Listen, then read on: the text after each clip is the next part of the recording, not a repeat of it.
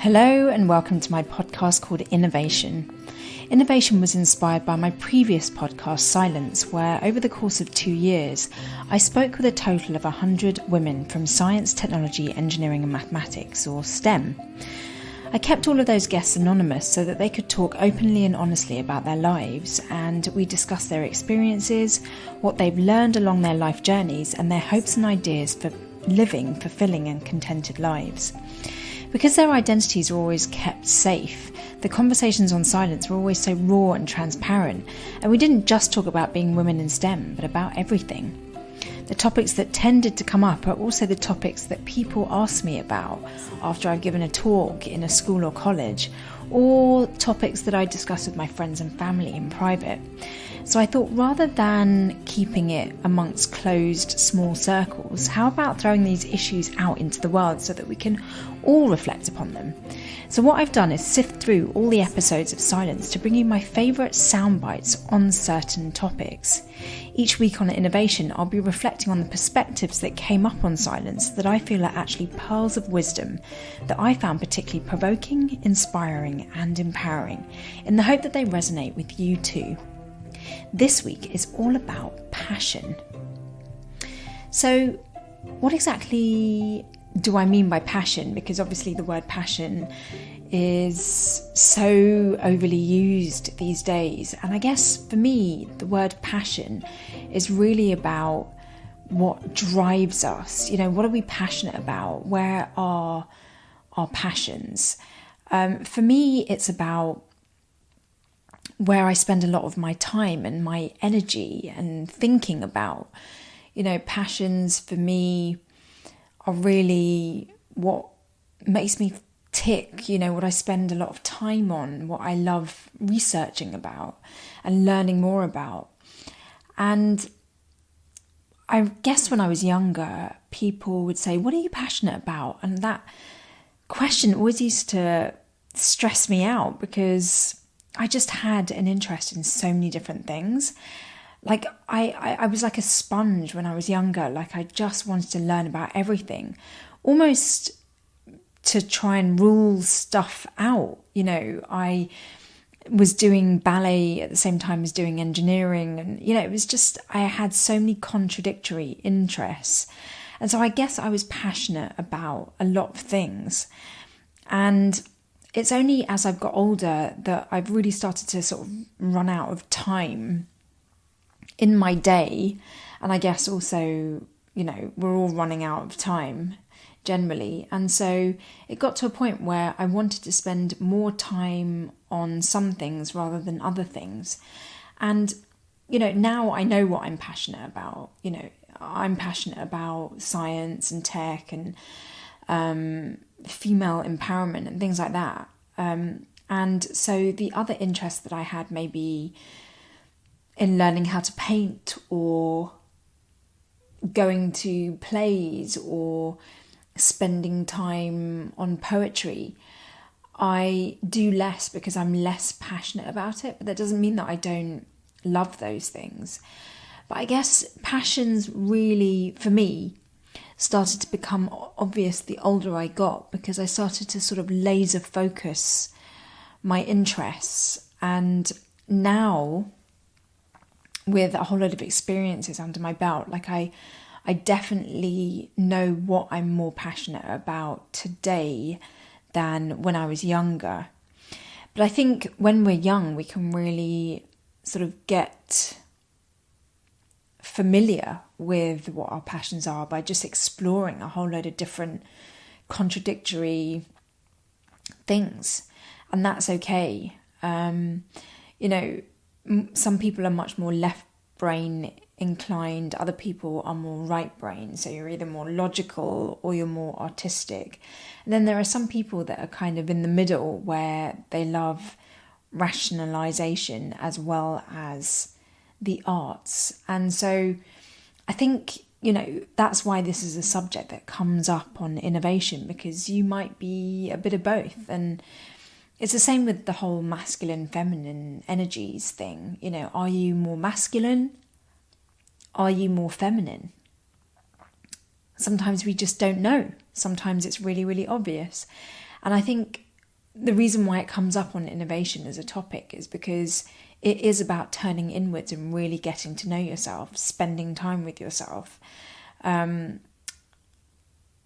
listening to yourself, being self-aware and getting to observe who you are as a person. And I don't just mean that in a self-centered way. I think we can spend a lot of time with ourselves but still care for other people and still be of service to other people, whilst at the same time getting to know ourselves. I think that's also a fine balance that we need to strike. But a lot of people don't do this self-reflective work because they think it's very self-centered and selfish. But I actually think it's time really well spent, because it's a bit like that analogy of put your own oxygen mask on first before helping others. I think if you really have a strong sense of who you are and you know what you like and you don't like, it means you can be a better human being for other people. I don't know what an example of that would be, but let me try and think of one. If you know that you really enjoy watercolour painting, and you really explore that and you learn, or you want to learn about it, and then there's someone that wants to get into watercolour painting but they're not sure if they want to go into acrylic or oil painting, because you've spent time researching it yourself, because that's what you're passionate about, you can help other people to help themselves make their own choices. So I think it is really important to get to know yourself and get to know what your passions are. And I think it's important to be aware that these things take time. Getting to know yourself does take time, and that's okay. And you might reach a whole bunch of dead ends and, be going down a wrong path. But going down a wrong path also educates you as well. So I think getting to know what you're passionate about is a really worthwhile journey. So I think the first step on this path of getting to know your passions is about deciding to follow your passions, deciding to follow your heart, as my guest from episode 55 alludes to. But, I just kind of decided to follow my passion instead of following what the society thinks that I should be doing. And I think that went well for me. I think the reason why I make such a point of this is because so many people do things because they're meant to or should do or expected to, and it can really send us down wrong avenues. But I think following your passions is a way of staying very close to your own truth and what feels right for you. And when you do what feels right for you and you're trying to do the right thing, I think really that can only lead to success, as my guest from episode 55 goes on to say. I think it goes back to passion. It goes back to passion and doing something not just because it looks good on the CV, but doing it because you truly believe in it. Yeah. Like how you are doing silence, like, waking up at, being in the office at 7:30 in the morning, just so that we could talk today. Yeah. I think this is passion driven. This is completely passion driven. And once we drive our actions by passion, which is in turn driven by our values, I think that we are set to go a very long way. But if we are driving our actions by superficial stuff, like just, so that I could have one more line to add on my CV, then it's just not going to go so far. And I think we are just going to be called out on this sooner or later. Sometimes I think passions can really be very confusing. I mean, following your heart and doing what you love can actually get you into a whole load of trouble. I mean, sometimes we think that we're passionate about something, but actually it turns out to be lust or laziness, or trying to take the easy way out, or getting caught up in the wrong crowds or pursuits. And, so you've got to be really careful about following your passions. And that's why I think in some ways it is really important to check in with people and just hear other people's experiences, because if you think you're following a passion, you might not actually be. And so it's good to speak to someone you trust and someone who knows you really well to try and get advice on that. And not necessarily kill your passion, but just be smart about it, because human nature can sometimes be misleading, and following our passion in that regard can actually steer us in the wrong directions. And that's what my guest from episode 2 from Silence alludes to. And I am really conscious that there have been women all along the way who have, for whatever reason, their passion for science simply outweighed the discomfort with being an outsider and the cost of pursuing that career. And now I think we may be facing other kinds of challenges where the messages to women are, you can have it all, you can have a family, you can do all this. And we're sort of hiding the fact that there are concessions no matter what. No one can have it all. There's always a cost. I think we do have to be really careful that just because we're passionate about something, it doesn't always mean that it works out. And I love the fact that my guest from episode 2 talks about the discomfort outweighing the sort of payback, if you know what I mean. In the sense that, sometimes following our passions can be really painful or really uncomfortable or really, really tough. If you're passionate about climbing a mountain and you've got to deal with the weather and the cold and the physical challenge of climbing that mountain, just because you're passionate about it, you will get through those challenges. And often people who are passionate are able to really keep pushing themselves. And that's when you know that you're following a passion, because you are able to keep going in the face of adversity. And you have to be really careful that passion is not being mistaken for self-will or ego or, some other not so positive motivations, not such wholesome drives, if you know what I mean. And, but, some drives, some ambitions, people can feel really passionate about, and that's okay. It may lead to an accident or it may lead to something not so great, but that doesn't mean that you didn't have passion about it. And, sometimes it doesn't work out, but if you are following your passions, I think there isn't actually anything else you can do. You're just following your heart. And so passions don't always work out well, but I still think that people are really stuck between a rock and a hard place if they're not following their passions, because life is already short enough, and to be following something that you're not passionate about would be such a shame. So hard work really does come into it, and I don't think anyone that's passionate about things would ever want to sort of deny themselves of pushing themselves. Passion gives you that rocket fuel to keep going, no matter how hard it gets. And that, together with the humility of talking to people about your passions, I think is one formula for success, as my guest from episode 3 talks about.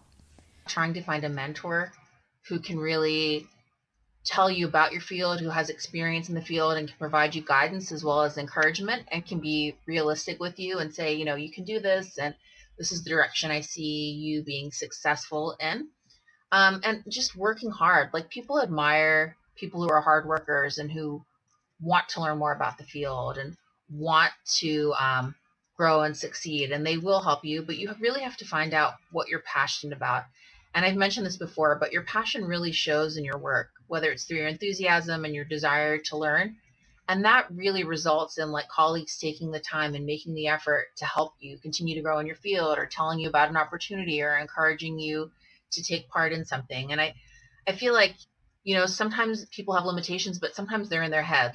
You've got to believe you can, and you and that you will. Like, there are no limitations really unless you put them on yourself generally. I think some people are really lucky because they find their passions early and, they know from a young age what they want to do. That was certainly not my story. I really took a long time to figure out what it was that I was passionate about. And that's because I put other people's opinions way before my own. And I was one of these people that really wanted to do the right thing. And so I was always listening to my elders. And I don't regret that at all. It was actually a really good thing that I did listen to grown-ups because they had the experience to know that sometimes following our passions and putting our passions before, say, sensible things like education is a really bad idea. And so I'm really glad that I was a dutiful student and that I really worked hard to get an education and things like that. But as a result of being really one-track minded on getting my qualifications and things, it did mean that I had to put my passions to one side. And that's why I think it's taken much longer for me to realise my passions. But that's certainly not the case of some of my guests from Silence, particularly from episode 41. I realized my passion for science so early on. Like back then, there wasn't anyone like telling me like, oh no, because it was just like me and my parents. And so that kind of allowed me to pursue science for a really long time. And then when you do that, you end up getting pretty good at it. And so by the time I came into high school, like no one really doubted me or told me like, oh, you can't do this because you're a girl. Like they kind of already knew that like, oh, this is the girl who's really interested in science. Oh, wow. But I feel like for other people who may not have realized their passion that early, that's when the roadblocks start, where they go, oh, look, like if you want to be a girl in this, you have to be someone who's like already done so much or already like realized and studied.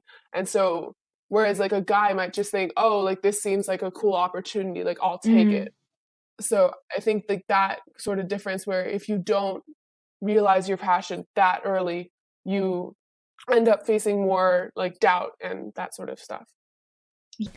I really found that guest from episode 41 so inspiring because she was so young, yet she had won a really amazing science prize as a result of following her passions. And so I went on to ask her what she defines as passion, because at her age, I just had no clue about what being passionate about something felt like. And this was her answer.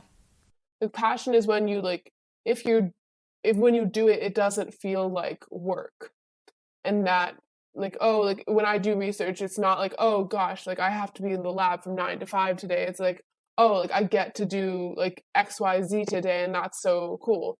And so I think that like passion is what like allows you to enjoy what you're doing. And so I think if people find that like working in a lab environment like really is fun for them, then they probably have a passion for science.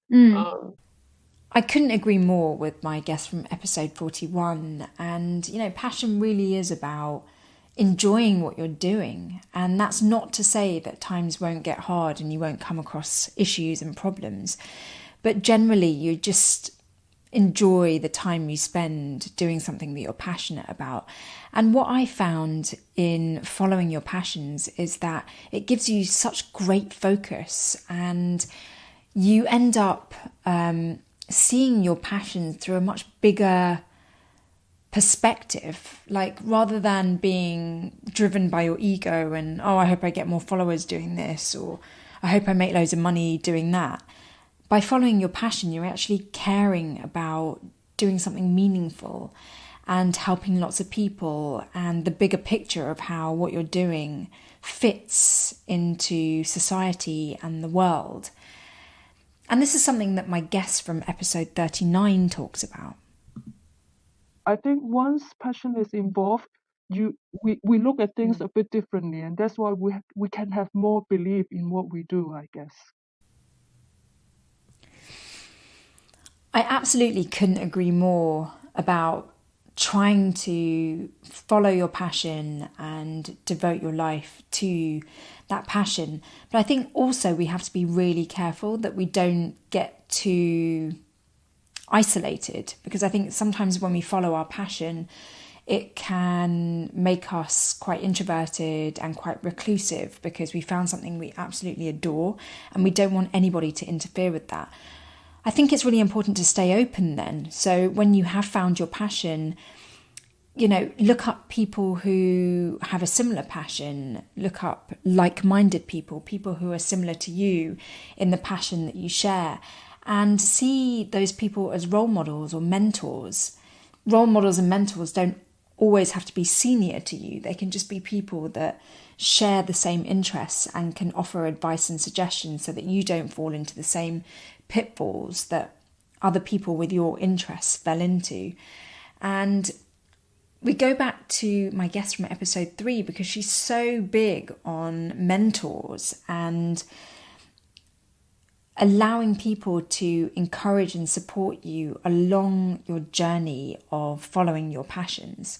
So this from episode 3. It's definitely been my experience that when you follow your passion, it really attracts people because people are so keen to share in your enthusiasm about something. It can be very attractive and very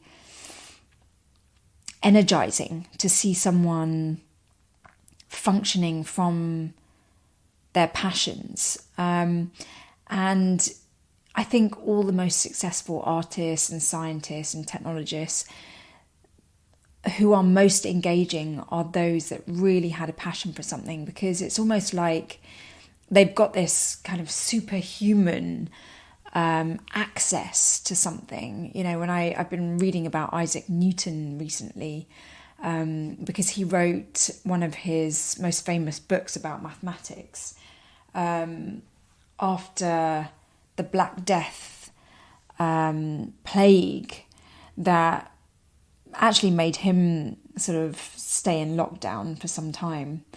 And as a result, a lot of the pondering and the thinking that he had been doing over mathematics ended up in a book that he had written. And I really think that he attracted the ability to consolidate all his mathematical thoughts into one amazing book that changed the course of mathematics and science because he was really passionate about it. So yeah, follow what it is that you're deeply interested in and passionate about, and you can't go wrong. This from episode 44. And if you find what you love and you're fortunate enough to find it, really you just, you have the energy and the passion to do almost impossible things, things that even you yourself wouldn't think was possible to do. And I just count myself very lucky that I found something that I really love doing. And so it didn't feel like work. It didn't feel, like onerous that I was spending so many hours. I just enjoyed that, really genuinely enjoyed it. And even now, after so many years, I look back on it very fondly. And also today, I got an email from someone today saying, "Don't you ever sleep?" Gosh, when I was putting together the clips for this particular episode of Innervation, there were so many guests of mine from Silence who were talking about their passions. And, I think women in STEM are on a back foot because there are so few women in science, technology, engineering and maths. And so when you do find them, they usually are following their passions. And it gives them grit and it gives them energy and it gives them motivation to keep going when times get tough. And that ultimately just makes them stronger, braver people. And I think following your passions is so important, whether we're in a minority or not, because in following your passions, you're really getting in line with your own truth.